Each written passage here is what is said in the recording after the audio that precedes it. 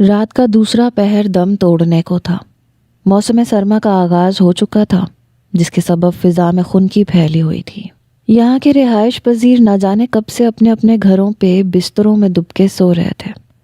صرف وہ 4 نفوس تھے جن کی آنکھوں سے نیند کوسوں دور جا چکی تھی اور چہرے پہ خوف کے ساتھ ہیبت بھی طاری تھی۔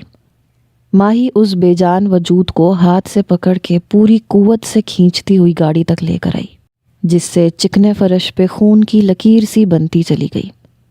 13 سالہ لڑکا اس خون کی لکیر کو ایک بڑے سے کپڑے سے صاف کرتا ہوا تھوڑی دیر پہلے پیش آئے اس بھیانک واقعے کے سارے ثبوت مٹا رہا تھا۔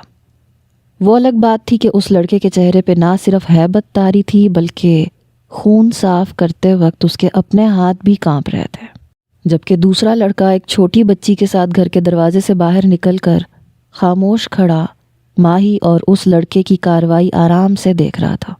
اس کے ساتھ موجود بچی بھی اپنے ہاتھ میں ٹیڈی پکڑے خوف کے باعث ہلکے ہلکے سسک رہی تھی، جیسے تھوڑی دیر پہلے ہونے والے حادثے سے وہ بری طرح سہمی ہوئی ہو۔ کیا تم اس کو اٹھانے میں میری ہیلپ کرو گے؟ ماہی کی آواز پہ وہ اقرار میں سر ہلاتا ہوا خون سے لتھ پتھ کپڑا ایک سائڈ پہ رکھ کے اس کے پاس چلا آیا، کیونکہ ماہی اس بے جان وجود کو اکیلے گاڑی کے اندر نہیں ڈال سکتی تھی۔ اپنے کمرے سے اس بے جان وجود کو کار پورچ تک لانے میں اس کے پسینے چھوٹ چکے تھے اور وہ بری طرح ہانپنے لگی تھی۔ 13 سالہ لڑکا اس لاش کو قریب سے دیکھ کے دوبارہ سے خوف میں مبتلا ہوا۔ ماہی، اس کی آنکھیں ابھی بھی مجھے دیکھ سکتی ہیں، وہ خوف زدہ سا کانپتی ہوئی آواز میں ماہی کو دیکھ کے بولا، کیونکہ مرنے کے باوجود اس کی آنکھوں کی دونوں پتلیاں پوری کھلی ہوئی تھیں، جیسے مرنے سے پہلے ہی اس نے اپنی موت کی تکلیف کو بڑی اذیت سے برداشت کیا ہو۔ اس کے چہرے کی طرف مت دیکھو، وہ اب زندہ نہیں ہے۔ ماہی 13 سالہ لڑکے کے چہرے پہ خوف طاری دیکھ کے اسے تسلی دینے والے انداز میں بولی، جس کے بعد دونوں نے مل کر اس ساکن وجود کو ایک دوسرے کی مدد سے گاڑی کی پچھلی سیٹ پہ ڈال دیا، جس کے بعد وہ لڑکا گاڑی تک آیا اور ہاتھ میں موجود بڑی سی چادر سے اس بے جان وجود کو ڈھانکنے لگا۔ یہ تم نے اچھا کیا، یہ بھی ضروری تھا۔ ماہی نے اپنی جیکٹ کی زپ بند کرتے ہوئے جیسے اس دوسرے لڑکے کے کام کو اپریشیٹ کیا۔ تبھی اس کی نظر چھوٹی بچی پہ پڑی، جو روتی ہوئی اپنے ننھے ہاتھوں میں پکڑے ٹیڈی بیئر کے ساتھ ان تینوں کی جانب چھوٹے چھوٹے قدم اٹھاتی ہوئی آ رہی تھی۔ ماہی نے آگے بڑھ کے اس بچی کو اپنی گود میں اٹھا لیا، اسے پیار کرنے لگی تاکہ اس ننھی سی بچی کے اندر موجود ڈر ختم ہو۔ جو کچھ آج اس کی آنکھوں نے دیکھا تھا یقیناً اس عمر میں اسے نہیں دیکھنا چاہیے تھا۔ روتے نہیں ہیں، نہ ایسے ڈرتے ہیں۔ I know you are a brave girl۔ ماہی کی بات پہ وہ سسکتی ہوئی ماہی کو دیکھ کے بولی، تم لوگوں نے اس کو کیوں مار دیا؟ وہ تو ہمارا… بچی کا جملہ مکمل ہونے سے پہلے ماہی اپنی انگلی اس بچی کے ہونٹوں پہ رکھ چکی تھی۔ شش، وہ اسے چپ کرواتی ہوئی بولی، ہم نے کسی کو نہیں مارا، رائٹ؟ آج رات جو بھی ہوا ہے ہم اس کے بارے میں کسی کو نہیں بتائیں گے اور نہ ہم خود اس کے بارے میں ڈسکس کریں گے۔ یہ ہم چاروں کا سیکرٹ ہے اور صرف ہمارے درمیان میں رہے گا۔ ماہی اس معصوم بچی کو سمجھاتی ہوئی اس گاڑی سے پاس لے آئی اور اسے 13 سالہ لڑکے کی گود میں تھما دیا۔ ہمیں اس ڈیڈ باڈی کو یہاں سے دور لے جانا ہوگا، ورنہ آگے جا کے ہمارے لیے مسئلہ بن سکتا ہے۔ ماہی اپنی گھبراہٹ چھپاتی ہوئی خود کو نارمل رکھ کر ان دونوں لڑکوں سے کہنے لگی، ہم اس کو کہاں لے کے جائیں گے، وہ بھی اتنی رات کو؟ 13 سالہ لڑکے کے برابر میں کھڑا دوسرا لڑکا گاڑی میں موجود ڈیڈ باڈی کو دیکھ کر گھبراتا ہوا ماہی سے پوچھنے لگا، کیونکہ فلموں میں دیکھے جانے والے ایسے سینز مزہ دیتے تھے، مگر حقیقی زندگی میں یہ سب بہت پریشان کن تھا۔ یہ تو ابھی مجھے بھی سمجھ میں نہیں آ رہا، مگر کچھ نہ کچھ تو کرنا ہوگا۔ تم دونوں گاڑی میں بیٹھو۔ ماہی پریشان ہوتی ہوئی ڈرائیونگ سیٹ پہ بیٹھ چکی تھی، جبکہ وہ دونوں لڑکے بچی سمیت ڈرائیونگ سیٹ کے برابر والی سیٹ پہ بیٹھ گئے اور ماہی نے گاڑی سٹارٹ کر دی۔ دونوں اطراف جنگل کے بیچوں بیچ گھری کچی پکی سڑک پہ وہ ڈرائیونگ کرتی جا رہی تھی۔ تب سامنے سے پولیس وین کو دیکھ کر آفیسر کے اشارے پہ اسے اپنی گاڑی روکنی پڑی۔ ریلیکس، تم تینوں کچھ نہیں بولو گے، بالکل خاموش رہنا۔ ماہی گاڑی کی ہیڈ لائٹس بند کرتی ان تینوں سے بولی اور گاڑی کا شیشہ نیچے کرنے لگی۔ اتنی رات کو اس طرح ان 3 بچوں کے ساتھ اکیلے سفر کرنے کی وجہ جان سکتا ہوں محترمہ؟ آفیسر گاڑی میں جھانکتا ہوا بچوں سمیت پچھلی نشست پہ سوئے ہوئے وجود پہ نظر ڈال کے ماہی سے پوچھنے لگا۔ جی، میرے ہسبینڈ کی طبیعت ٹھیک نہیں ہے، میں ان کو ہاسپٹل لے کے جا رہی ہوں، میں ذرا جلدی میں ہوں، ماہی پر اعتماد لہجے میں آفیسر کو دیکھ کے بولی۔ تو آفیسر اس کے ہسبینڈ والی بات پہ چونکا۔ اب یہ مت کہیے گا میڈم کہ یہ تینوں بچے آپ کے ہیں، آفیسر اس کی عمر دیکھ کر طنزیہ لہجے میں بولا، جس پہ ماہی نے مسکرا کے دونوں شانے اچکائے۔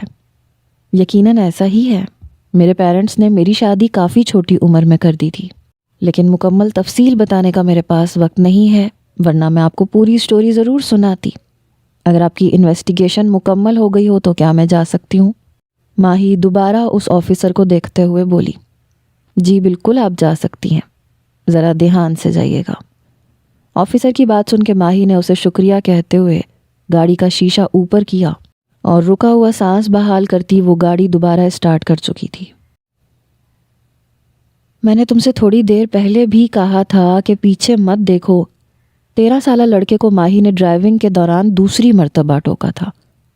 میں نے اسے اپنے ہاتھوں سے 13 سالہ لڑکا سخت گھبرایا ہوا تھا، اپنے دونوں ہاتھوں کو دیکھ کے بولا تو چھوٹی بچی ڈر کے مارے اس لڑکے کے ہاتھوں کو دیکھنے لگی، جبکہ ماہی اسے ڈپٹتے ہوئے بولی، تم نے اس وقت جو بھی کیا تھا وہ بالکل ٹھیک کیا تھا، کچھ بھی غلط نہیں کیا تم نے۔ اب اس بات کو تم دوبارہ نہیں دہراؤ گے، بلکہ ہم میں سے کوئی بھی یہ بات دوبارہ اپنے منہ سے نہیں نکالے گا۔ Is that clear? Mahi driving کرنے کے ساتھ ساتھ ان تینوں کے کم سن چہروں پہ نظریں ڈالتی ہوئی ایک مرتبہ پھر بولی۔ شہر سے کافی دور ان کی گاڑی ایک قبرستان کے سامنے آ کر رکی۔ یہ قبرستان آبادی سے ہٹ کر شہر کے آخری سرے پہ واقع تھا، جو ایک مرتبہ مکمل آباد ہونے کے بعد اب کئی برسوں سے کھنڈر بن چکا تھا۔ یہاں اس مردہ وجود کو دفنانے پہ کسی کو دور دور تک ان لوگوں پہ شک بھی نہیں ہو سکتا تھا۔ بہت ممکن تھا کہ یہ انسانی بے جان وجود گمشدگی کے باعث چند سال کے بعد خود ہی اپنے گھر والوں کے لیے بھی ایک یاد بن کے رہ جاتا۔ چھوٹی بچی گاڑی میں سو چکی تھی، جبکہ ماہی کے ساتھ وہ دونوں لڑکے بوڑھے برگد کے پیڑ کے پاس بیلچہ اٹھا کے قبر کھودنے لگے۔ ماہی برابر سے ان دونوں کی مدد کر رہی تھی۔ آج جو کچھ بھی ہوا وہ بہت ڈراؤنا تھا، کسی نائٹ میئر کی طرح، مگر ہم اس بات کو، اس انسیڈنٹ کو کسی دوسرے کے سامنے نہیں دہرائیں گے اور نہ ہی واپس جانے کے بعد اس کے متعلق سوچیں گے جو کچھ بھی ہم لوگوں سے ہوا ہے۔ ماہی کے سمجھانے پہ دوسرا لڑکا ایک دم ماہی کی بات کاٹتا ہوا بولا، ہم سے کیا ہوا ہے، مرڈر تو اس نے کیا ہے نا۔ اس دوسرے لڑکے کی بات پہ 13 سالہ لڑکے کے قبر کھودتے ہاتھ پل بھر کے لیے تھمے۔ وہ اپنے برابر میں کھڑے اس دوسرے لڑکے کو حیرت سے دیکھنے لگا، جس کے بار بار اکسانے اور تیش دلانے پہ اس کے ہاتھوں سے گولی چلی تھی اور زندگی سے بھرپور ایک زندہ وجود لاش میں تبدیل ہو گیا تھا۔ کوئی مرڈر نہیں ہوا کسی سے بھی، سمجھے تم؟ اور اب کی بار میں تمہارے منہ سے دوبارہ یہ مرڈر والی بات نہ سنوں۔ ماہی اس دوسرے لڑکے کو ڈانٹتی ہوئی بولی۔ وہ تینوں ہی اس بے جان لاش کو قبر میں اتار کر گاڑی میں آ کر بیٹھ گئے۔ تم ٹھیک ہو؟ ماہی نے 13 سالہ لڑکے کو دیکھ کے اس سے پوچھا۔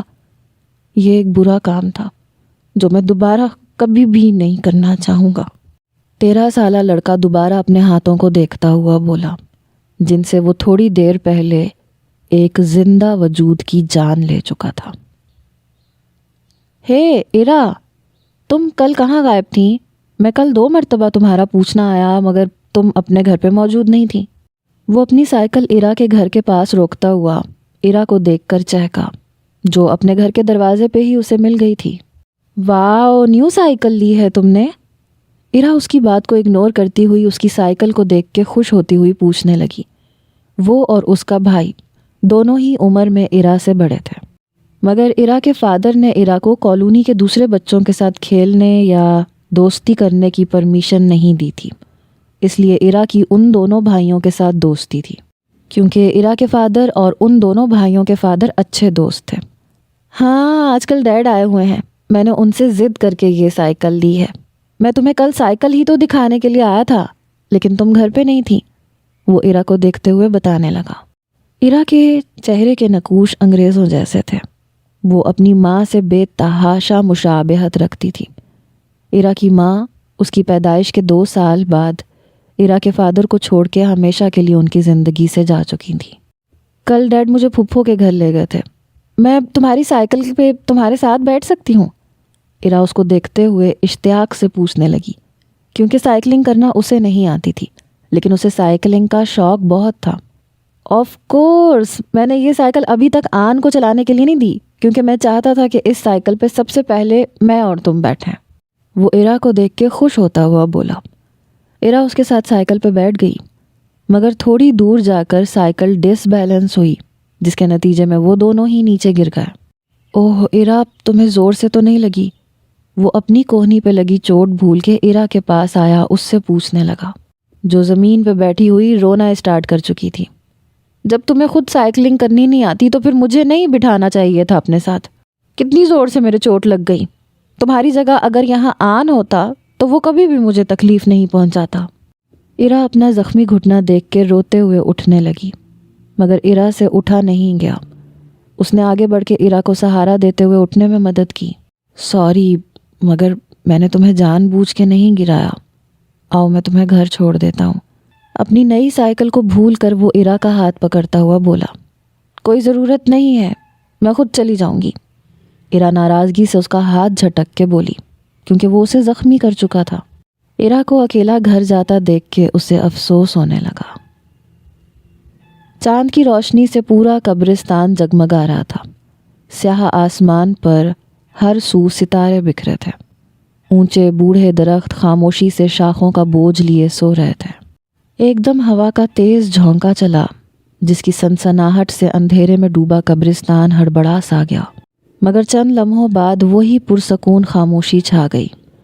ایسے میں وہ متوازن چال چلتا اس گمنام سی قبر کی طرف بڑھنے لگا، جسے برسوں پہلے نہ صرف اس نے اپنے ہاتھوں سے اس قبر میں اتارا تھا، بلکہ اپنے انہی ہاتھوں سے وہ اس کی جان بھی لے چکا تھا۔ وہ اس گمنام قبر کے پاس پہنچ کر خاموش کھڑا اس قبر کو دیکھنے لگا۔ 16 سال پہلے گزرا وہ واقعہ ایک مرتبہ پھر اس کی آنکھوں کے سامنے گھومنے لگا۔ ایک ایک منظر اس کی آنکھوں کے سامنے تازہ ہوتا چلا گیا۔ چھوڑ دو مجھے، پلیز کوئی میری ہیلپ کرے، مجھے بچاؤ خدایا، مجھے اس سے بچاؤ۔ ماہی کا چیخنا، چلانا، چلا چلا کے مدد کی فریاد کرنا۔ وہ اپنے آپ کو اس مضبوط شکنجے سے چاہ کے بھی بچا نہیں پا رہی تھی، جبکہ وہ اور اس کا روتا ہوا بھائی ماہی کے ساتھ ظلم ہوتا اپنی آنکھوں سے دیکھ رہے تھے، اور وہ دونوں ماہی کو بچا نہیں سکتے تھے کیونکہ کمرے کا دروازہ لاکڈ تھا، جبکہ بند شیشے کی کھڑکیوں سے وہ کمرے کے اندر کا سارا منظر بآسانی دیکھ کر کھڑکی کا شیشہ بجا بجا کے سسک رہے تھے۔ ماہی کو بچا لو ورنہ وہ مر جائے گی، پلیز اسے بچا لو، وہ آج سچ میں مر جائے گی۔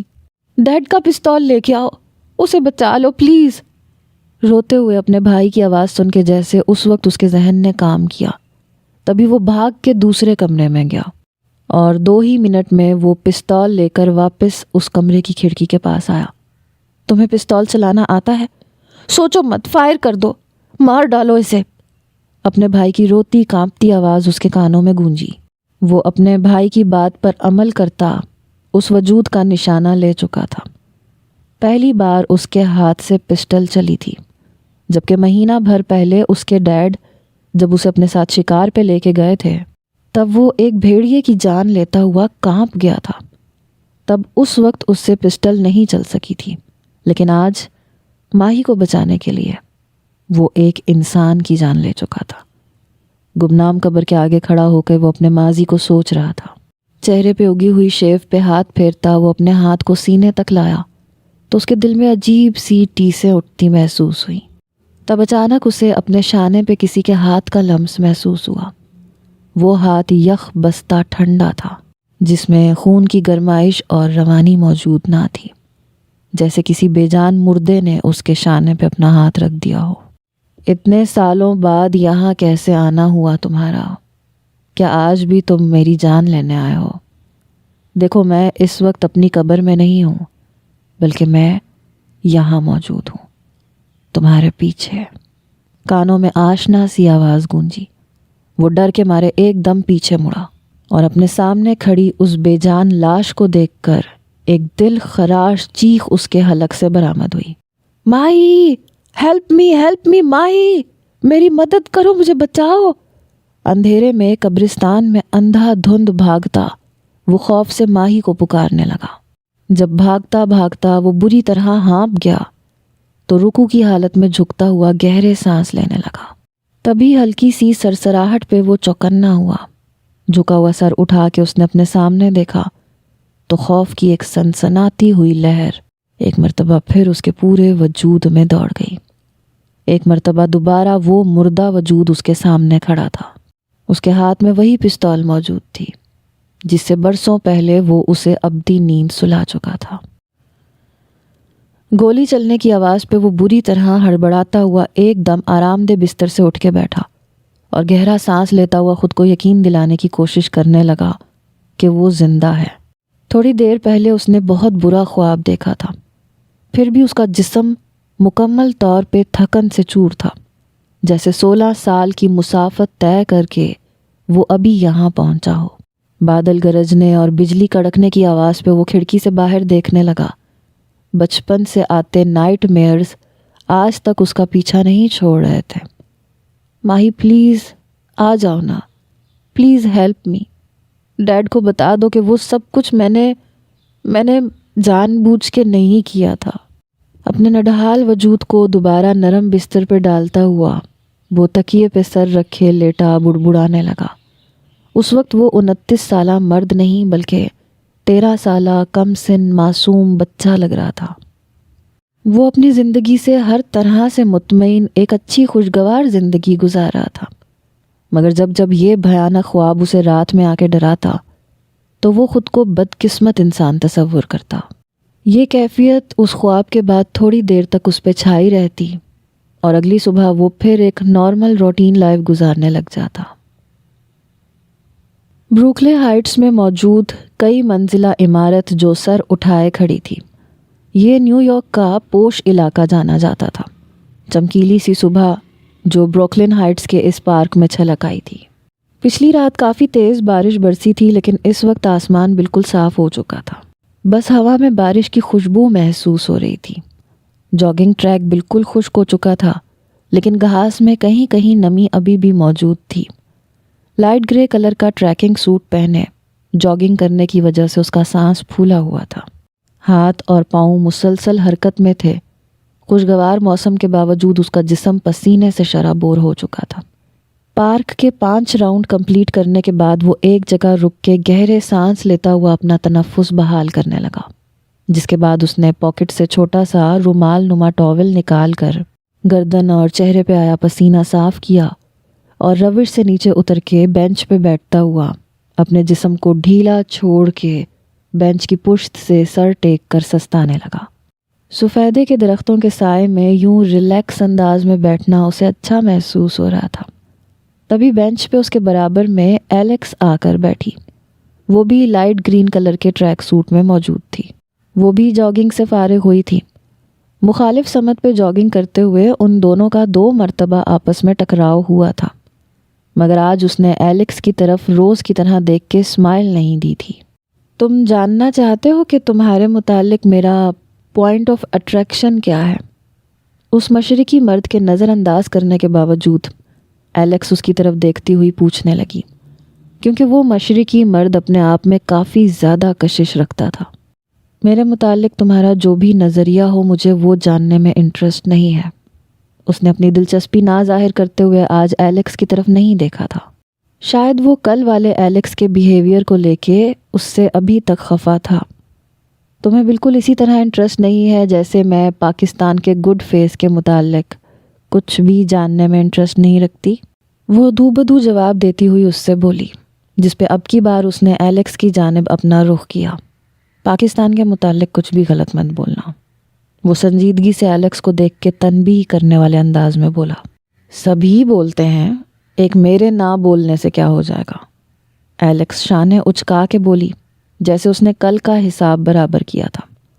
ایلیکس کی بات سن کر وہ ضبط کرتا ہوا بنا کچھ کہے خاموش نظر اس پہ ڈال کے بینچ سے اٹھا اور وہاں سے جانے لگا۔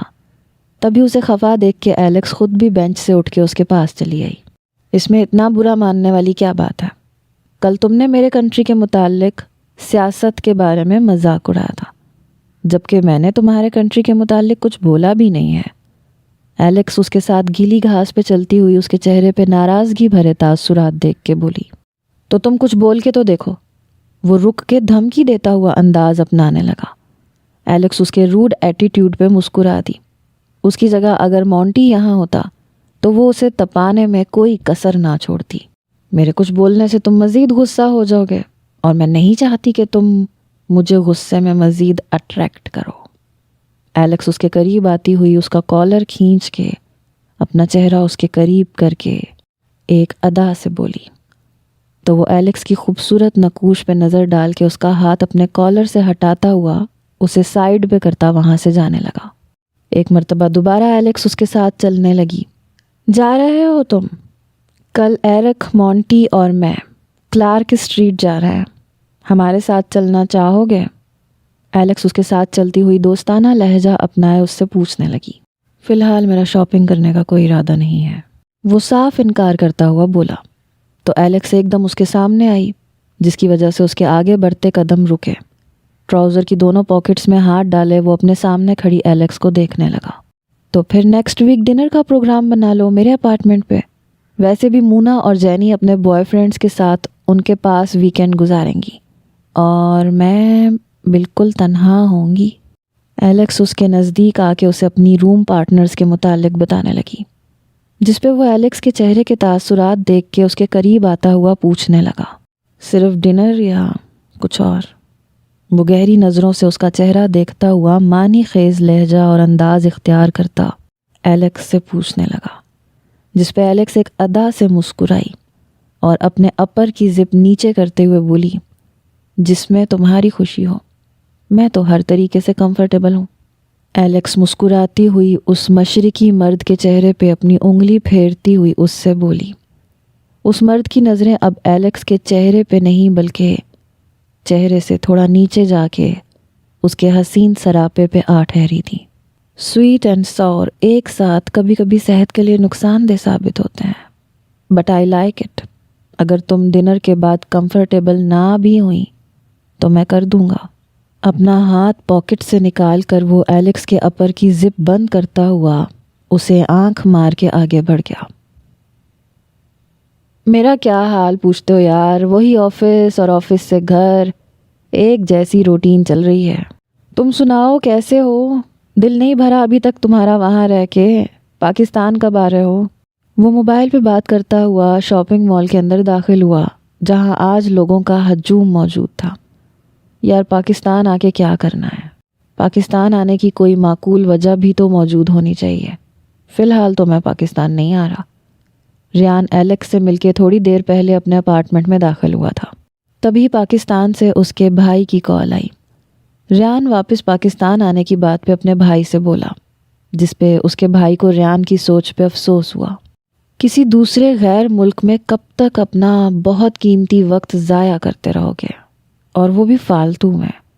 اور پاکستان آنے کی معقول وجہ کیوں موجود نہیں ہے؟ ریان، یہاں ماں ہے، وہ تمہیں مس کرتی ہیں۔ وہ لیڈیز شاپ میں داخل ہونے کے ساتھ موبائل پہ اپنے بھائی سے بولا، جو اپنی سٹڈیز مکمل ہونے کے بعد چند سال پہلے نیو یارک میں جا بسا تھا۔ میں یہاں فالتو میں اپنا وقت ضائع نہیں کر رہا۔ کوئی ایک وجہ نہیں ہے اس غیر ملک میں بسنے کی، ڈھیر ساری وجوہات موجود ہیں۔ پچھلے ہفتے ہی تو ایک وجہ کا ذکر کیا تھا تم سے۔ ایلیکس، یاد آیا؟ اپنی بات بول کے ریان ایلیکس کا تپا ہوا چہرہ یاد کر کے خود ہی ہنسا، جو آج رات اس سے بہت سی توقعات لگا کے بیٹھی تھی، اور ریان اس کی ساری امیدوں پہ پانی پھیر کے آ رہا تھا، جبکہ دوسری طرف اس کے بھائی کو اس کی لا ابالی طبیعت پہ شدید مایوسی ہوئی۔ بچپن سے ہی آشو اس سے کس قدر اٹیچ تھی، یہ جانتے ہوئے بھی وہ پردیس میں نہ جانے کن چکروں میں پڑا ہوا تھا۔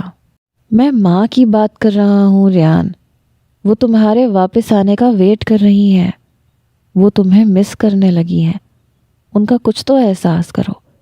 اس نے جان بوجھ کے آشو کا ذکر نہیں کیا کہ کہیں ریان چڑ ہی نہ جائے۔ وہ ریان سے بات کرتے ہوئے لیڈیز کے ہلکے رنگ کے نفیس سے ڈریسز بھی دیکھ رہا تھا جن کے لیے وہ اس بوتیک میں آیا تھا۔ ماں کا احساس کرنے کے لیے تم ہو نا، تم ہو ان کے پاس۔ اب ہر بار کی طرح یہ مت کہنا کہ سب کا احساس میں ہی کیوں کروں۔ تم اپنا احساس کرنے والی ڈھونڈ لو نا یار اپنے لیے۔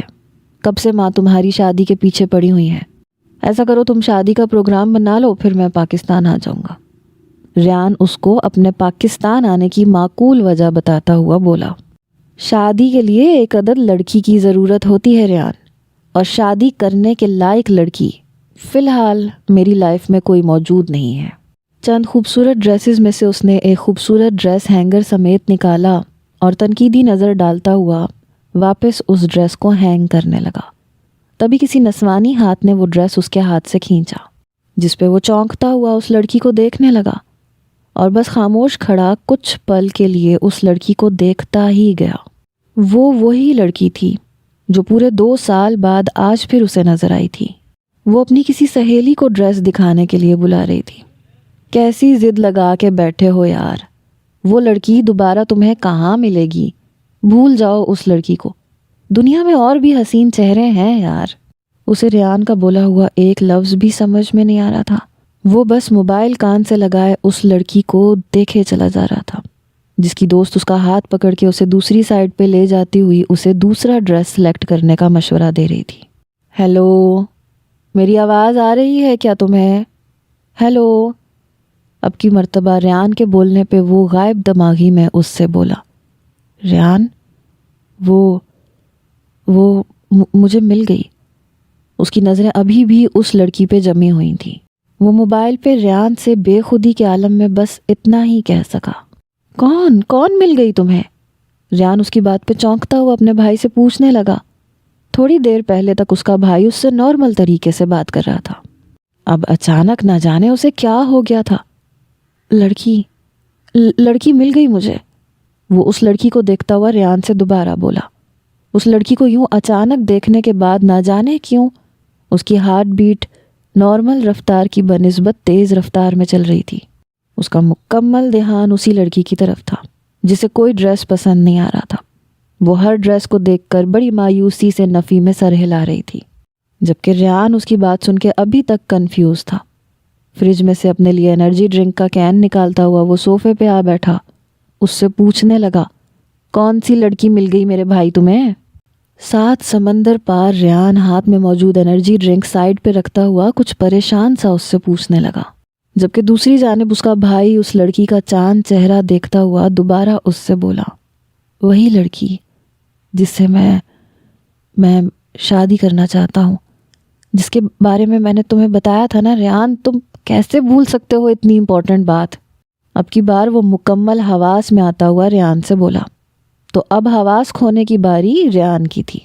ویٹ، تمہارے کہنے کا مطلب ہے تمہیں وہی لڑکی آج دوبارہ دکھی ہے جسے تم نے 2 سال پہلے ٹریفک میں پھنسے ہوئے دیکھا تھا؟ ریان کچھ یاد کرتا ہوا جوش سے پوچھنے لگا۔ ہاں وہی لڑکی ہے ریان، آج یہاں مال میں ڈریسز لینے کے لیے آیا تھا میں ماں کے لیے، اور وہ اسی بوتیک میں موجود ہے۔ وہ اس لڑکی کے چہرے پہ نظریں ٹکائے ریان سے بول رہا تھا۔ پچھلے 2 سالوں سے اس نے اس چہرے کو کئی مرتبہ یاد کیا تھا، وہ چاہ کے بھی اس لڑکی کو بھلا نہیں پایا تھا۔ تو بے وقوف انسان، مجھ سے کیوں باتیں کر رہے ہو؟ جاؤ جا کے اس لڑکی سے بات کرو، اس سے اس کا کانٹیکٹ نمبر لو، ارے وہ لڑکی کہیں دوبارہ نہ غائب ہو جائے۔ ریان کو اپنے بھائی کی عقل پہ ماتم کرنے کا دل چاہ رہا تھا، تبھی وہ مشورہ دیتا ہوا اس سے بولا، میں کیا بولوں اس کے پاس جا کے کہ ہیلو تم مجھے بہت اچھی لگتی ہو، کیا تم مجھ سے شادی کرو گی پلیز، یا مجھے اپنا کانٹیکٹ نمبر دے دو یا ایڈریس دے دو، میں تمہارے گھر اپنا رشتہ لے کے آنا چاہتا ہوں۔ Are you mad Ryan? وہ لڑکی مجھے گالیوں سے نواز کے یہاں پہ میری اچھی خاصی عزت افزائی کر سکتی ہے اس پبلک پلیس پہ۔ اب کی بار وہ تپے ہوئے انداز میں ریان کو بولا۔ اس کا بھائی اس کی نیچر اچھی طرح جانتا تھا، وہ کس قدر ریزرو نیچر کا انسان تھا، تب بھی ریان اسے ایسے مشورے دے رہا تھا۔ بیٹا مجھے نہیں لگتا تمہاری شادی اس لڑکی سے تو کیا کسی بھی لڑکی سے ہو پائے گی. آج مجھے سچ میں افسوس ہو رہا ہے. تم جیسا گدھا سڑیل نیچر کا انسان میرا بھائی ہے. ریان اس پہ افسوس کرتا ہوا بولا، جبکہ دوسری طرف اس کی نظر ابھی بھی اسی لڑکی پہ ٹکی ہوئی تھی جو اب بوتیک سے باہر نکل رہی تھی. ریان وہ یہاں سے جا رہی ہے یار. اسے جاتے ہوئے دیکھ کے جیسے اس کی دھڑکنیں بند ہونے لگی. تو پیچھا کرو اس کا بے وقوف آدمی. بات نہیں کر سکتے تو کم از کم آج اس کا ایڈریس ہی نوٹ کر لو اگر اس سے شادی کرنے کے لیے اس قدر بے قرار ہو رہے ہو تو. ریان تپے ہوئے انداز میں اپنے بھائی کو مشورہ دیتا ہوا بولا، ہاں یہ کر لیتا ہوں. اچھا تم کال رکھو. وہ بولتا ہوا کال کاٹ کے موبائل اپنی پاکٹ میں رکھ کے تیزی سے بوتیک سے باہر نکلا، مگر تب تک وہ اپنی سہیلی کے ساتھ نہ جانے کہاں غائب ہو چکی تھی. وہ پریشان سا ہو کے پورے مال میں چاروں طرف اپنی نظریں دوڑانے لگا. تبھی ایک جگہ وہ اسے اپنی سہیلی کے ساتھ لفٹ کی طرف جاتی ہوئی نظر آئی. اس سے پہلے کہ وہ تیزی سے لفٹ کی طرف بڑھتا، اپنی پشت سے اسے آواز سنائی دی، ہیلو تم یہاں کیسے؟ شاہینہ کو وہاں موجود پا کر نہ چاہتے ہوئے بھی اس کے لفٹ کی جانب بڑھتے قدموں کو بریک لگا. اوہ شاہینہ بھابی، آپ یہاں کیوں آ گئیں؟ آئی آپ کیسی ہیں؟ اخلاقیات کا تقاضا مشکل سے نبھاتا ہوا وہ اپنے اچھے دوست کی وائف سے پوچھنے لگا، لیکن اس کا پورا دھیان ابھی بھی لفٹ کی طرف تھا. وہ دونوں لڑکیاں لفٹ کے اندر جا چکی تھیں اور لفٹ بند ہو چکی تھی. بے یقینی کی کیفیت میں وہ لفٹ کو دیکھنے لگا جو نیچے جا رہی تھی. تم شاید جلدی میں لگ رہے ہو یا پھر کسی کا ویٹ کر رہے ہو. چلو ہم بعد میں بات کرتے ہیں. شاہینہ اپنی طرف اسے متوجہ نہ پا کے بولی، میں واپس آ کے ملتا ہوں آپ سے. شاہینہ کو بولتا ہوا وہ جلدی سے لفٹ کے پاس پہنچا اور نیچے گرا ہوا آف وائٹ کلر کا کارڈ اٹھا لیا جو اسی لڑکی کے ہینڈ بیگ سے گرتے ہوئے اس نے دیکھ لیا تھا.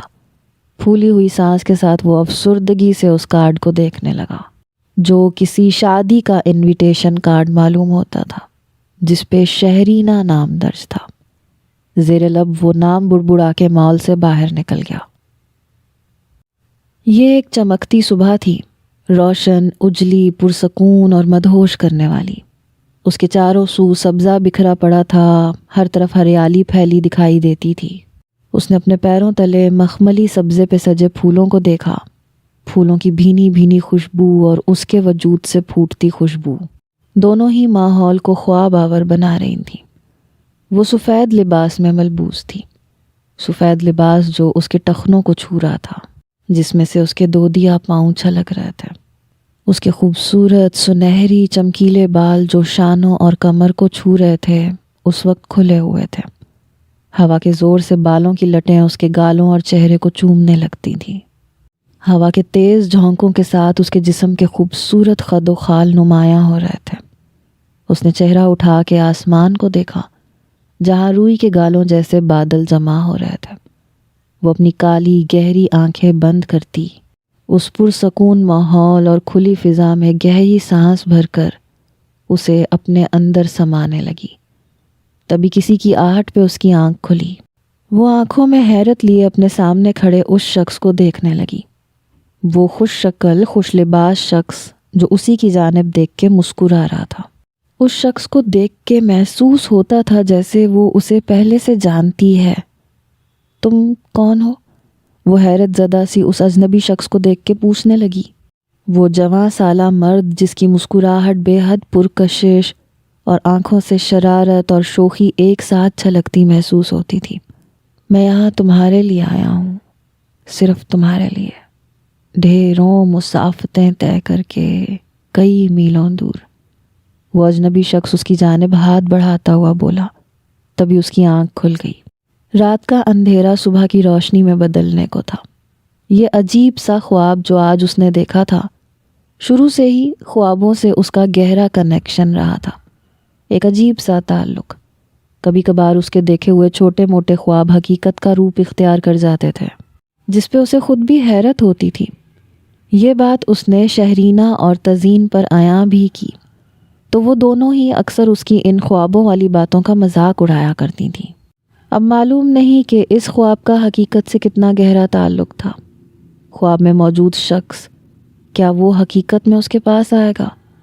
کیا اوپر والے نے اس کا جوڑ کسی ایسے شخص سے بنایا تھا، یا پھر یہ عام سا خواب تھا؟ اپنی سوچ پہ وہ خود ہی تلخی سے مسکرائی۔ یہ بات وہ کیوں بھول گئی کہ پرسوں ہی اس کے لیے احمد نامی ایک 29 سالہ آدمی کا رشتہ آیا تھا جو کہ اسے پسند بھی کر گیا تھا۔ ممکن تھا کہ عالیہ پھپھو تزین کے ساتھ ساتھ اسی سال اس کی بھی شادی کر کے اپنی ذمہ داری سے بری الذمہ ہو جاتی۔ زی تم بھی آؤ نا ہمارے ساتھ، موم ڈیڈ والا گیم کھیلو۔ زی اپنے بھائی آن کو ایرا کے گھر بلانے آیا تھا۔ آن اور ایرا دونوں ہی ایرا کے گھر میں لان میں موجود کھیل رہے تھے۔ 7 سالہ ایرا اپنے ہاتھ میں موجود بڑی سی ڈال پکڑے زی کے پاس آتی ہوئی اس سے بھی گیم کھیلنے کا کہنے لگی۔ تم لوگوں کی طرح مجھے یہ بچوں والے اسٹوپڈ گیم پسند نہیں ہے۔ میں کوئی چھوٹا بچہ نہیں ہوں جو ان گڑیوں گڈوں کا نام موم اور ڈیڈ رکھ کے ان کے ساتھ یہ فضول سا گیم کھیلوں۔ زی اس گیم میں اپنی ناپسندیدگی ظاہر کرتا ہوا ایرا سے بولا، جو اس کی بات سن کے اداس ہو گئی۔ اچھا یوں سیڈ سا فیس مت بناؤ، تمہاری خوشی کے لیے کھیل لیتا ہوں میں آج، مگر آن کی جگہ میں تمہاری اس ڈالی کا ڈیڈ بنوں گا اور تم بنو گی اپنی ڈالی کی موم، اوکے؟ زی اس کا اداس چہرہ دیکھ کے پنک کلر کی فراک میں موجود کیوٹ سی ایرا سے بولا، مگر اس کے بھائی آن کو زی کا یہ آئیڈیا ذرا بھی پسند نہیں آیا، اس لیے بگڑتا ہوا بولا، تمہیں کوئی ضرورت نہیں ہے ہمارے ساتھ کھیلنے کی، تم گھر جا کے اپنا وہی اسٹوپڈ سا ویڈیو گیم کھیلو، ڈالی کا ڈیڈ میں ہی بنوں گا اور ایرا ڈالی کی موم بنے گی۔ اگر تمہیں ہمارے ساتھ کھیلنا ہے تو تم نیبر بن جاؤ، طارق انکل، ایرا کے ڈیڈ کی طرح۔ آن نے زی کی بات کو رد کر دیا۔ وہ صرف زی کو اسی شرط پہ کھلانے پہ راضی تھا کہ ایرا کی ڈالی کا ڈیڈ وہی بنے گا۔ آن کی بات سن کے زی کو اس پہ غصہ آیا۔ تم بیچ میں مت بولو، ایرا خود ڈیسائیڈ کرے گی کہ گیم میں ڈالی کا ڈیڈ کون بنے گا، تم یا پھر میں۔ ایرا تم بتاؤ اپنی ڈالی کا ڈیڈ کسے بنانا پسند کرو گی، مجھے یا پھر آن کو؟ زی ایرا کا ہاتھ پکڑ کے اس سے پوچھنے لگا تو وہ کنفیوز ہو کے باری باری ان دونوں بھائیوں کو دیکھنے لگی۔ ویسے آن ڈیڈ بن کے ڈالی کی کافی کیئر کرتا ہے، اچھے فادر کی طرح۔ زی تم گیم میں ہمارے نیبر بن جاؤ نا۔ ایرا کی بات پہ آن تپانے والی ہنسی ہنس کے اپنے بھائی کو دیکھنے لگا، جو اس وقت ایرا کی بات پہ سچ میں تپ گیا تھا، مگر ظاہر کیے بغیر بولا، ٹھیک ہے، ہم آن کو ڈالی کا ڈیڈ بنا دیتے ہیں، اور ویسے بھی اس کی پرسنالٹی اور شکل دونوں ڈیڈی ٹائپ ہی لگتی ہیں، لیکن آج ہم گیم میں تھوڑی چینجنگ کرتے ہیں۔ آن ڈالی کا ڈیڈ ہوگا اور میں نیبر ہوں گا، لیکن تم میرے ساتھ رہو گی میری وائف بن کے، اور میں بنوں گا تمہارا لونگ ہسبینڈ، بالکل اپنے ڈیڈ کی طرح۔ بولو منظور ہے؟ زی کی بات سن کے آن کے چہرے سے ہنسی غائب ہو گئی، جبکہ ایرا سوچ میں پڑ گئی۔ اتنا سوچنے میں ٹائم کیوں لے رہی ہو؟ میرے پاس کافی ساری اسٹوری بکس ہیں جو کل والی اسٹوری سے بھی زیادہ انٹرسٹنگ ہے، میں وہ ساری تمہیں خود ریڈ کر کے سناؤں گا، لیکن اس شرط پہ کہ آج تم اس گیم میں میرے ساتھ کپل بناؤ گی، اور آن ڈالی کا ڈیڈ اور ہمارے گھر کا نیبر دونوں ہوگا۔ زی ایرا کو لالچ دیتا ہوا بولا، اور اس کی ہوشیاری پہ آن کو غصہ آنے لگا۔ فالتو باتیں مت کرو، وہ تمہارے ساتھ کبھی بھی کپل نہیں بنائے گی، کیونکہ وہ کسی بھی گیم میں کبھی بھی تمہارے ساتھ کمفرٹیبل نہیں ہوتی۔ تم بہت اریٹیٹنگ پرسن ہو، اس لیے تم جاؤ یہاں سے، ہم دونوں کو کھیلنے دو۔ آن غصے میں زی کو دھکا دیتا ہوا بولا، مگر زی اس کے دھکے سے 1 انچ بھی اپنی جگہ سے نہ ہلا۔ ایرا ان دونوں کو غصے میں دیکھ کے سہم گئی۔ وہ میرے ساتھ کمفرٹیبل رہے یا نہ رہے، لیکن تمہیں ہائپر ہونے کی ضرورت نہیں ہے۔ ایرا کو میں اچھے سے کمفرٹیبل کر لوں گا، سمجھے تم؟ اب جاؤ یہاں سے، گھر جا کے اپنا ہوم ورک کمپلیٹ کرو۔ زی نے بولتے ہوئے غصے میں آن کو دھکا دیا، جس سے وہ بری طرح سے لڑکھڑایا اور اپنے آپ کو گرنے سے بچایا، جبکہ ایرا ہاتھ میں ڈال پکڑے خاموشی سے ایک سائیڈ پہ ہوتی ان دونوں کو لڑتا ہوا دیکھنے لگی۔ زی کی بات پہ آن ہنسنے لگا، کیسے کمفرٹیبل کرو گے تم ایرا کو؟ بالکل ویسے جیسے کل رات مووی میں وہ ہیرو اس لڑکی کو کمفرٹیبل کر رہا تھا۔ آن اس کا مذاق اڑانے والے انداز میں زی کو دیکھتا ہوا پوچھنے لگا۔ اس کی بات کا مفہوم سمجھ کے زی کو غصہ آیا، شٹ اپ آن, تم حد سے زیادہ بڑھ رہے ہو, دفع ہو جاؤ یہاں سے. اب کی بار غصے میں آ کے زی نے آن کو دھکا دیا تو وہ پیچھے گھاس پہ گر پڑا. ایرا بری طرح سے سہم گئی. میں گھر جا کے ابھی ماہی کو بتاتا ہوں کہ تم رات میں اس کے سونے کے بعد لاک کیے ہوئے چینلز کو ان لاک کر کے موویز دیکھتے ہو. آن غصے میں کھڑا ہو کے زی کو دھمکی دیتا ہوا وہاں سے نکل گیا, جبکہ زی ایرا کی طرف دیکھنے لگا جو سہمی ہوئی کھڑی اب اسی کو دیکھ رہی تھی. وہ چند قدم کا فاصلہ عبور کر کے ایرا کے پاس جانے لگا تو وہ اپنے گھر کے اندر جانے لگی. ایرا میری بات سنو, تم کہاں جا رہی ہو؟ آؤ ہم دونوں گیم کھیلتے ہیں. زی ایرا کو گھر کے اندر جاتا ہوا دیکھ کے اس سے کہنے لگا, تھوڑی دیر پہلے تم کہہ رہے تھے یہ اسٹوپڈ بچوں والا گیم تمہیں پسند نہیں ہے. ایرا زی کا بولا ہوا جملہ اسی کو یاد دلاتے ہوئے ناراضگی سے بولی, ہاں یہ سچ ہے کہ یہ گیم مجھے کوئی خاص پسند نہیں ہے, لیکن اگر تم ساتھ کھیلو گی, ہم دونوں کپل کی طرح کھیلیں گے, تو مجھے یہ اسٹوپڈ گیم بالکل برا نہیں لگے گا. زی ایرا کو دیکھتے ہوئے کہنے لگا, لیکن آن نہیں ہے تو مجھے گیم کھیلنے میں مزہ نہیں آئے گا. ویسے بھی تم نے اسے اتنی زور سے پش کیا ہے, مجھے اچھا نہیں لگا, اور پرسوں تم نے مجھے بھی اپنی سائیکل سے گرایا تھا. میں ناراض ہوں تم سے, مجھے تمہارے ساتھ نہیں کھیلنا. ایرا اس کو بولتی ہوئی اپنے گھر کے اندر چلی گئی. جن چینلز کو میں نے تمہیں دیکھنا الاؤ نہیں کیا تھا وہ چینلز تم نے ان لاک کیوں کیے؟ اب کی مرتبہ آ جائیں ذرا ڈیڈ, میں تمہارے سارے کرتوت انہیں بتاؤں گی. ماہی زی پہ غصہ کرتے ہوئے بولی. زی اس کی بات پہ شرمندہ سا اپنا سر جھکائے بیڈ پہ بیٹھا ہوا تھا, جبکہ آن کو زی کی پڑنے والی ڈانٹ سے کوئی غرض نہیں تھی. وہ پوری توجہ سے اچھا بچہ بنا اپنا ہوم ورک کمپلیٹ کر رہا تھا. زی نے ہلکا سا سر اٹھا کے غصے میں آن کو دیکھا, جس نے ماہی کے سامنے اس کا پردہ فاش کر دیا تھا اور اب بالکل شریف بننے کی ایکٹنگ کر رہا تھا. ماہی پلیز ڈیڈ کو کچھ نہیں بتانا یار, وہ مجھے بری طرح سے پنش کریں گے. میں نے ایسا کچھ غلط نہیں دیکھا تھا, صرف ایک مووی دیکھی تھی, اور وہ بھی اسکول فرینڈ کے کہنے پہ, اور وہ مووی وہ فائٹنگ مووی تھی. ماہی کے دھمکی دینے پہ وہ اپنے لیے سزا کا سوچتا ہوا ماہی کے سامنے التجائی انداز میں بولا, کیونکہ اپنے ڈیڈ سے ان دونوں بھائیوں کو بہت زیادہ ڈر لگتا تھا. زی کی بات سن کے آن کی توجہ اپنی ہوم ورک سے ہٹی. وہ فوراً بولا, اور اس فائٹنگ سین کے بعد جب وہ عجیب سا جوکر نما ہیرو وہ اس لڑکی کو کس کر رہا تھا, وہ بھی تو تم کتنی غور سے دیکھ رہے تھے. اوہ مائی گاڈ, پتہ نہیں یہ کون سے بوائز ہوتے ہیں جو اس طرح کے سلی ایکٹس دیکھتے ہیں, اور ان کو غور سے دیکھنے والے لوگ کتنے عجیب ہوتے ہیں.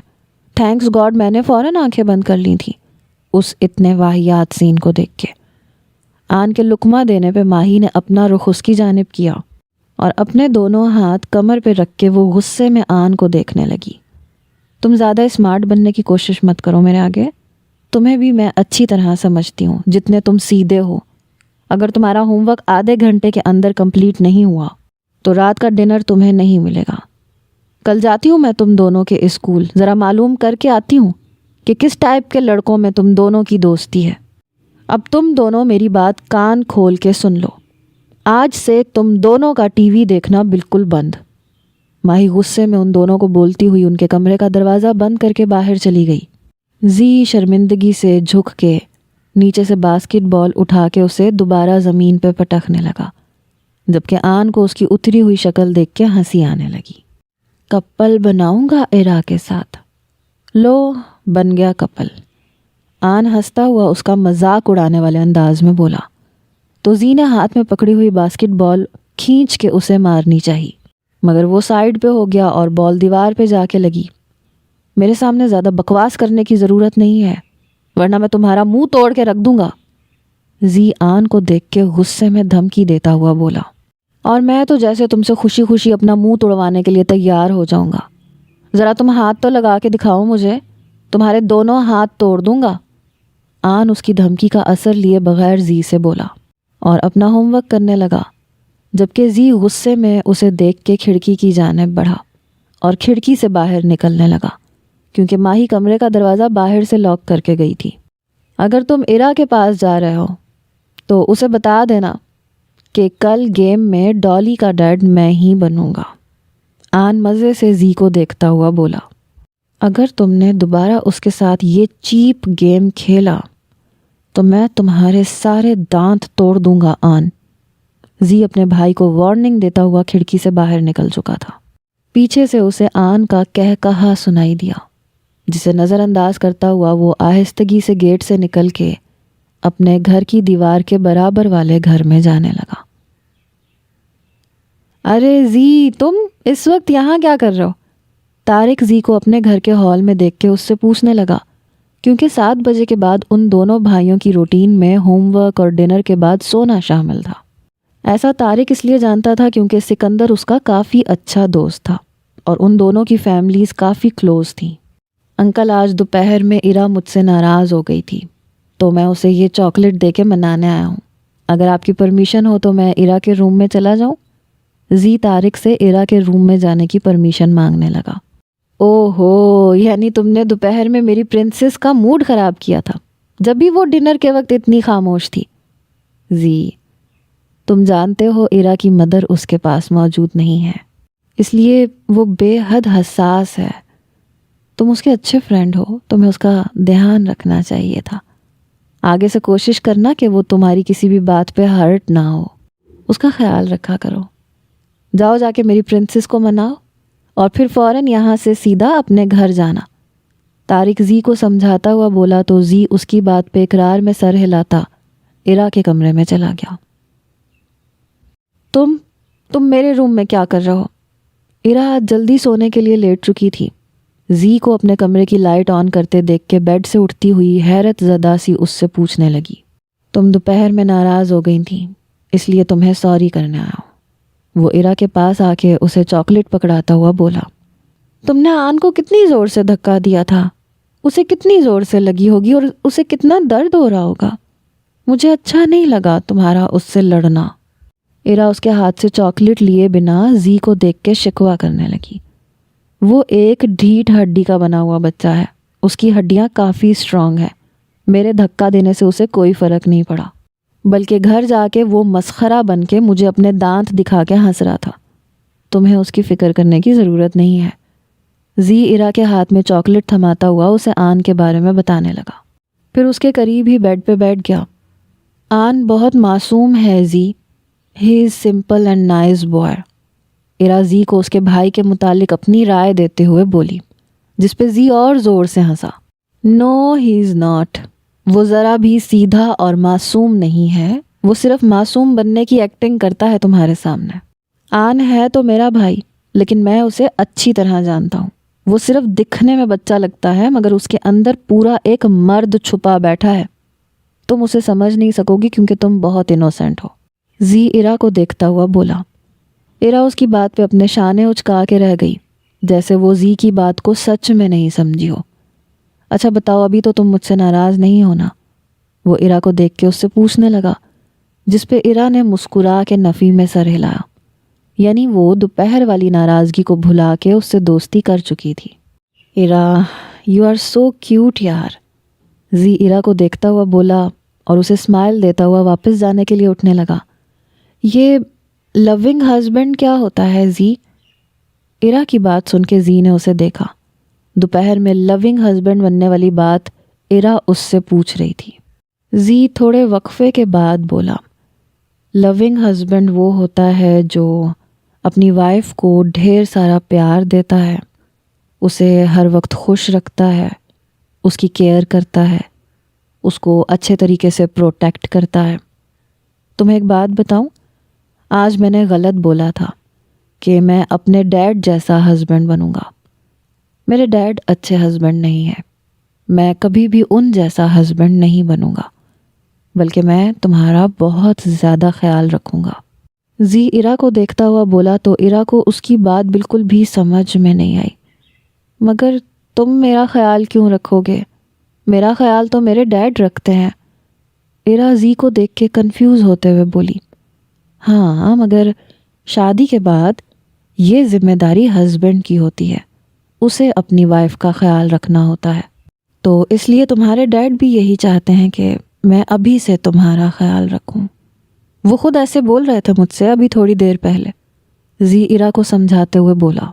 تو یعنی ہم دونوں بڑے ہو کے ہسبینڈ اینڈ وائف بن جائیں گے؟ ایرا اپنی بڑی بڑی آنکھیں حیرانی سے پھیلاتے ہوئے اس سے پوچھنے لگی، جس پہ زی نے اسے مسکرا کے دیکھا۔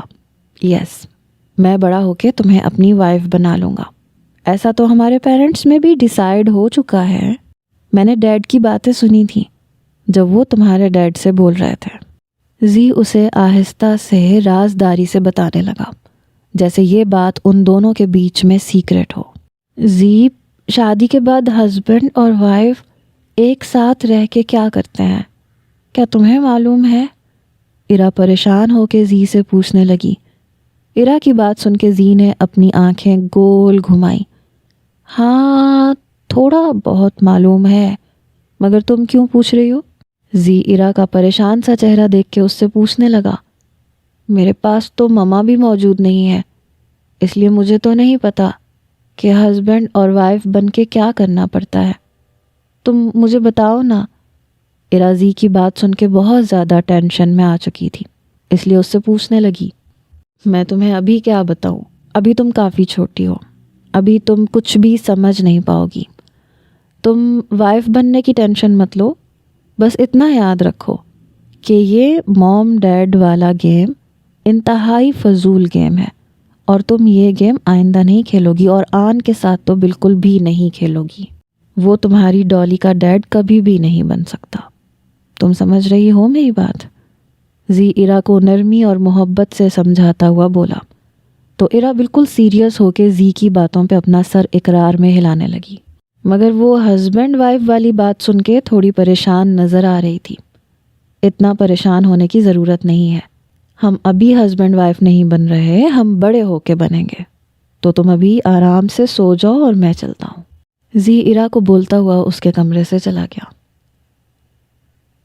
جب ہم دونوں مال گئے تھے تو تب تک تمہارا انویٹیشن کارڈ میرے ہینڈ بیگ میں موجود تھا، لیکن واپس گھر آنے پہ مجھے معلوم نہیں تمہارا کارڈ کہاں مس ہو گیا۔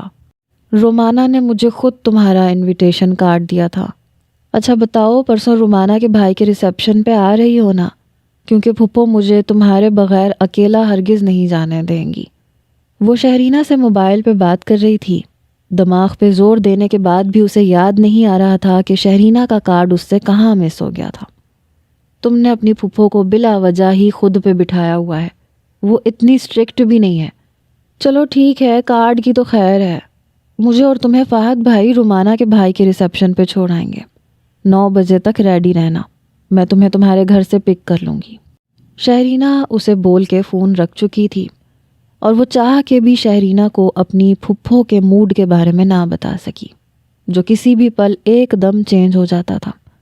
وہ الگ بات تھی کہ جب بھی شہرینہ اس سے ملنے اس کے گھر آتی تھی تو پھپھو اس کی دوست کے سامنے بہت اچھے اخلاق سے ملتی تھی۔ ایرا کہاں ہو تم؟ عالیہ پھپھو کی آواز پہ ایرا ایک دم اپنے موبائل کو ٹیبل پہ رکھ کے کمرے سے باہر آئی۔ دیہان کہاں ہے تمہارا لڑکی؟ چولہے پہ کھانا رکھ کے سو گئی تھیں کیا؟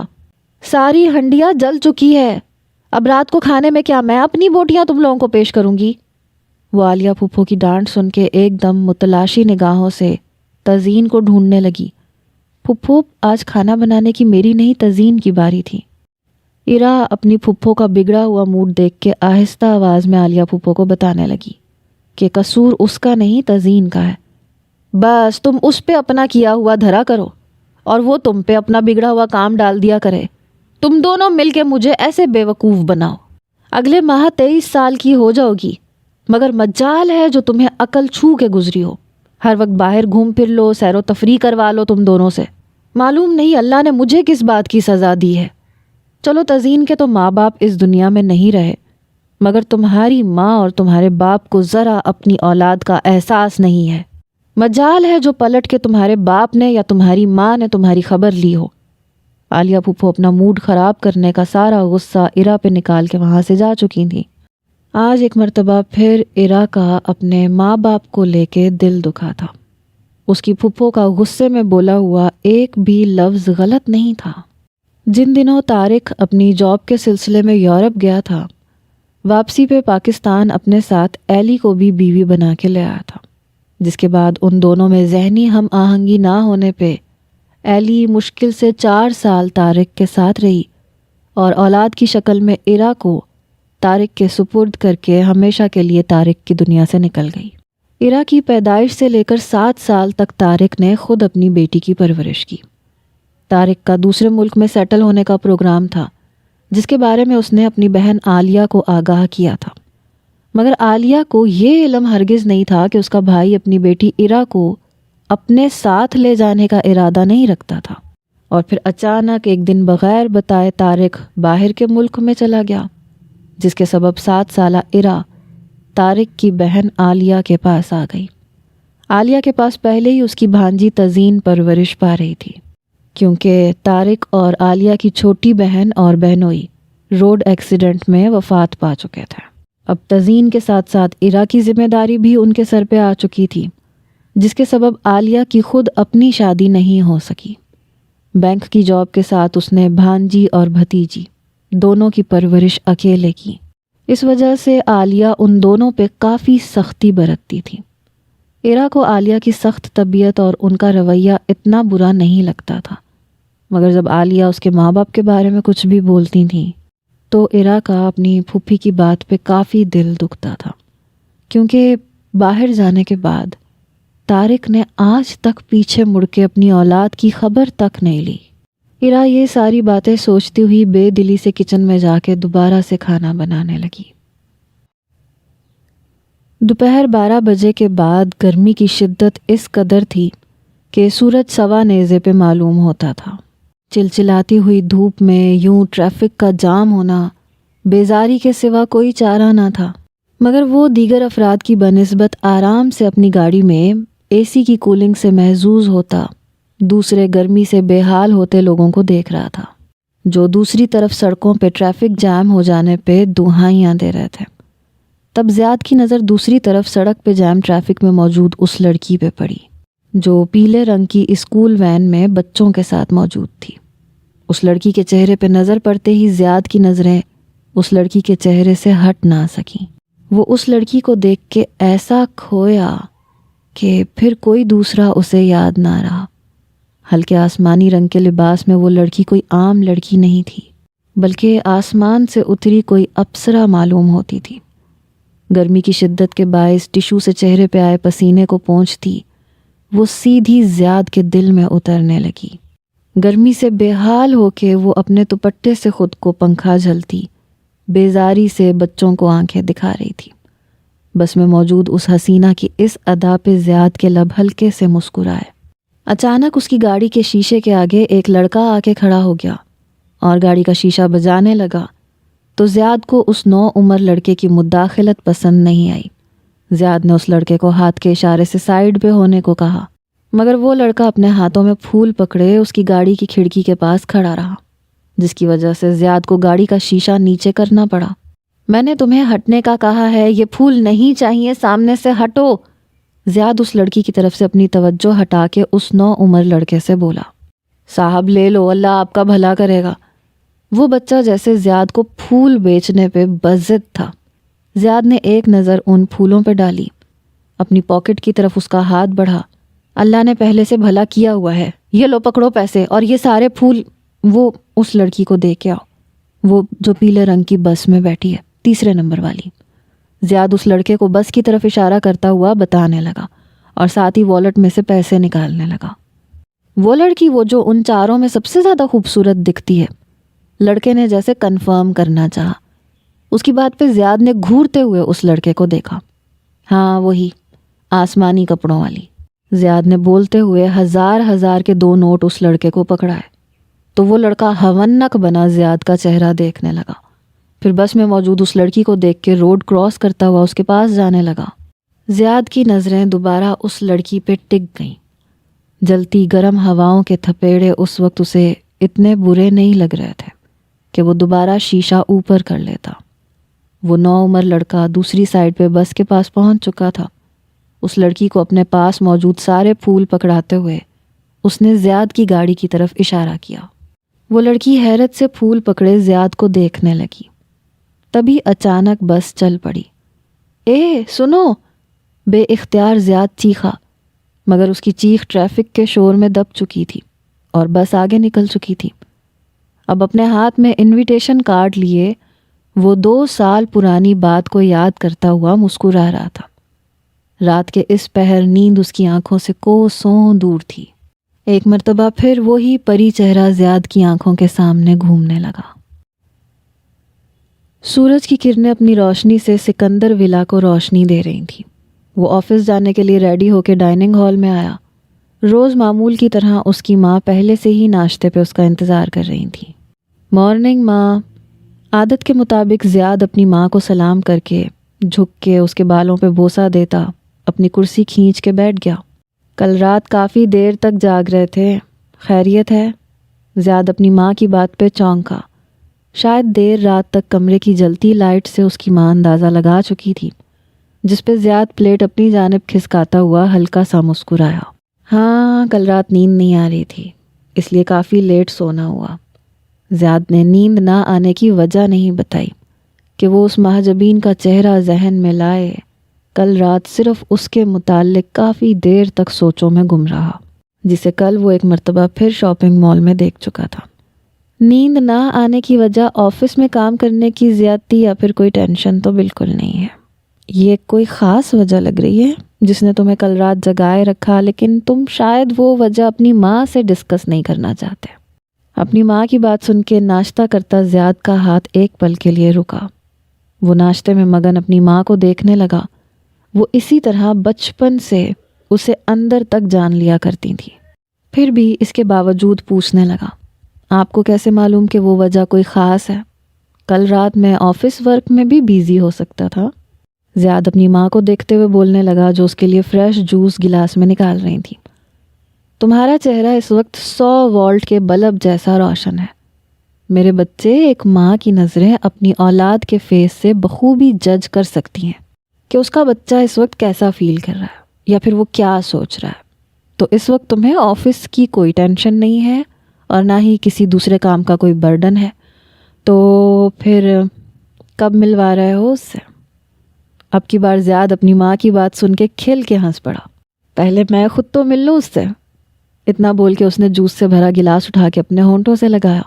زیاد کو پورا یقین تھا کہ وہ اس انویٹیشن کارڈ پہ مطلوبہ ایڈریس پہ کل ضرور آئے گی۔ اگر میں غلط نہیں ہوں تو یہ وہی لڑکی ہے جس کا ذکر تم ریان سے کر رہے تھے، جو 2 سال پہلے تمہیں نظر آئی تھی۔ اپنی ماں کے منہ سے اگلی بات سن کے اس نے پوری آنکھیں کھول کے اپنی ماں کو دیکھا۔ ریان نے آپ کو یہ بات بھی بتا دی؟ کوئی بات اس فالتو آدمی کے پیٹ میں نہیں رہ سکتی۔ اسے سچ میں ریان کی حرکت پہ غصہ آیا تھا۔ وہ خود اپنی ماں کو بتا دیتا مگر مناسب لفظوں میں۔ اس وقت وہ کافی آکورڈ محسوس کر رہا تھا۔ یقیناً ریان نے پورا خلاصہ ماں کے سامنے پیش کیا ہوگا۔ اپنے بھائی پہ غصہ ہونے کی ضرورت نہیں ہے۔ تم پچھلے 2 سال سے اپنی شادی کے موضوع کو ٹال رہے ہو۔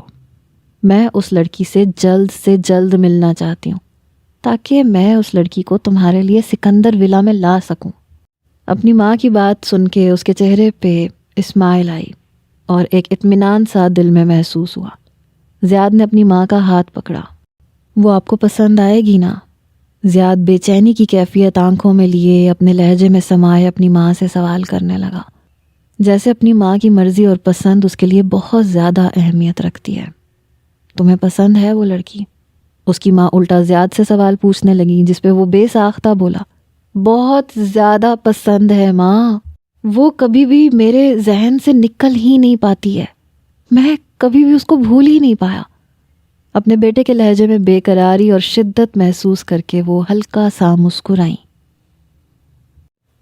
ایرا، وہ دیکھو سامنے، یہ وہی بندہ ہے جو پرسوں ہمیں مال میں بھی دکھا تھا، یاد ہے؟ شہرینہ ایرا کو دوستوں کے جھرمٹ سے کھینچتی ہوئی ایک سائیڈ پہ لائی اور انگلی سے اشارہ کرتے ہوئے ایرا کو بتانے لگی۔ ایرا نے جلدی سے اس کی انگلی موڑ کے نیچے کی۔ یوں اشارے مت کرو بے وقوف، میں پہلے ہی دیکھ چکی ہوں اسے اور پہچان بھی چکی ہوں۔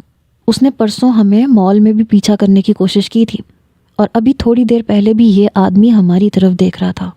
مجھے تو یہ بندہ کوئی مشکوک قسم کا انسان لگ رہا ہے اپنی حرکتوں سے۔ ایرا شہرینہ کو دیکھتے ہوئے سنجیدہ لہجے میں بولی، جو اپنی انگلی سہلاتی ہوئی ہونک بنی منہ کھول کے ایرا کو دیکھ رہی تھی۔ ہیں؟ تم نے اس کو کب کوئی حرکت کرتے ہوئے دیکھ لیا؟ اور اس کی حرکت میرے نوٹس میں کیوں نہیں آئی؟ مجھے تو یہ پرسوں سے کوئی شریف سا بندہ لگ رہا تھا، ابھی بھی شریف ہی لگ رہا ہے۔ شہرینہ دور کھڑے زیاد کے بارے میں تبصرہ کرتے ہوئے بولی۔ وہ اس وقت موبائل کان سے لگائے کافی سیریس کھڑا کسی سے بات کر رہا تھا۔ حرکت سے میرا مراد ہے کوئی چھچوری حرکت نہیں۔ شہرینہ، نہ جانے تمہارا دماغ کہاں چلا جاتا ہے۔ تم نے نوٹ نہیں کیا یہ آدمی اس دن بھی موبائل پہ باتیں کر رہا تھا اور باتیں کرتا ہوا ہمیں گھور رہا تھا، اور آج بھی مسلسل موبائل اس نے کان سے لگایا ہوا ہے۔ شاید یہ ہمارے بارے میں کسی کو انفارمیشن دے رہا ہے، یا پھر ایسا کوئی اور سین ہے۔ میں کنفرم بتا رہی ہوں، دال میں کچھ کالا ہے۔ وہ شہرینہ کا ہاتھ پکڑتی ہوئی آہستہ قدم اٹھاتی وہاں سے دور جانے لگی۔ ارے یار، ایک تو یہ ہر وقت جاسوسی فلمیں دیکھ کے اور ایسی کہانیاں پڑھ کے تم ہر دوسرے بندے کو مشکوک سمجھتی ہو۔ آج کل ہر دوسرے انسان کے کان سے موبائل چپکا ہوا ہوتا ہے۔ مجھے تو 100% یقین ہے یہ تمہارے چکر میں یہاں آیا ہے۔ وہ دیکھو، ہمارے دور جانے سے بیچارہ کیسے آہستہ قدم اٹھا کے ہماری طرف آ رہا ہے۔ شہرینہ کے بولنے پہ ایرا نے ایک نظر زیاد پہ ڈالی، جو ابھی بھی موبائل پہ بات کرنے میں مصروف نظر آ رہا تھا۔ ہمیں اس کی کمپلین کرنی چاہیے شہرینہ، کہیں کوئی مسئلہ نہ کھڑا ہو جائے۔ اس وقت نہ یہاں تمہاری فیملی موجود ہے، نہ میرا کوئی اپنا۔ اگر ہمارے ساتھ کچھ بھی الٹا سیدھا ہو گیا تو پھر؟ ایرا کی بات پہ شہرینہ اپنا ہاتھ ماتھے پہ مارتے ہوئے بولی، ارے کچھ نہیں ہو رہا بہن، کون سی صدی میں جی رہی ہو؟ میری بات ذرا غور سے سنو۔ تمہیں جا کے اس بندے سے بات کرنی چاہیے، کیونکہ بغیر بات کیے ہم معاملے کی تہہ تک نہیں پہنچ سکتے، اور یہ دیکھ بھی تمہیں ہی رہا ہے۔ مجھے دیکھ رہا ہوتا تو میں کب کی جا کے اس کی پریشانی پوچھ چکی ہوتی۔ اور آخر اس انسان سے بات کرنے میں حرج کیا ہے؟ شریف بندہ لگ رہا ہے مجھے۔ شہرینہ کی بات پہ ایرا اس کو گھورتی رہ گئی۔ آخر یہ سب شہرینہ اتنی آسانی سے کیسے بول سکتی تھی کہ وہ کسی بھی اجنبی مرد سے جا کے بات کر لے؟ پہلی بات تو یہ کہ یہ کوئی شریف آدمی نہیں لگ رہا۔ برانڈ کے کپڑے اور مہنگا موبائل رکھنے سے کوئی شریف نہیں ہو جاتا۔ یہ لفنگوں کی طرح پرسوں بھی گھور رہا تھا اور ابھی بھی کنکھیوں سے یہ بار بار یہیں دیکھ رہا ہے۔ اور مجھے تمہارا اتنا بوگس مشورہ بالکل پسند نہیں آیا کہ میں کسی ایرے غیر مرد سے جا کے بات کر لوں۔ فارغ لڑکی نظر آ رہی ہوں میں تمہیں؟ ایرا شہرینہ کے خیالات جان کے اسے جھڑکتی ہوئی بولی تھی۔ او ہو، تمہیں تو بلا وجہ ہی مرچیں لگ گئیں۔ میرے کہنے کا مطلب یہ تھا کہ شریف آدمیوں کے بھی جذبات ہوتے ہیں۔ وہ سچ میں کوئی لفنگا ٹائپ کا یا کوئی ٹھرکی انسان ہوتا تو پرسوں مال میں ہی تم سے نمبر وغیرہ مانگتا یا پھر فری ہونے کی کوشش کرتا۔ اور بات کرنے کا مشورہ میں تمہیں اس لیے دے رہی ہوں کہ جو لڑکا نہیں بلکہ انکل، جس کا رشتہ تمہاری پھپھو نے تمہارے لیے پسند کیا ہے، آئی ایم ڈیم شور کہ یہ اس انکل سے بہت بہتر ہے۔ شہرینہ کی آخری بات پہ ایرا نے ایک نظر شہرینہ کو اور پھر دور کھڑے اس مرد کو دیکھا جو اس کے دیکھنے پہ ایک دم رخ پھیر کے موبائل میں مصروف نظر آنے کی ایکٹنگ کر رہا تھا۔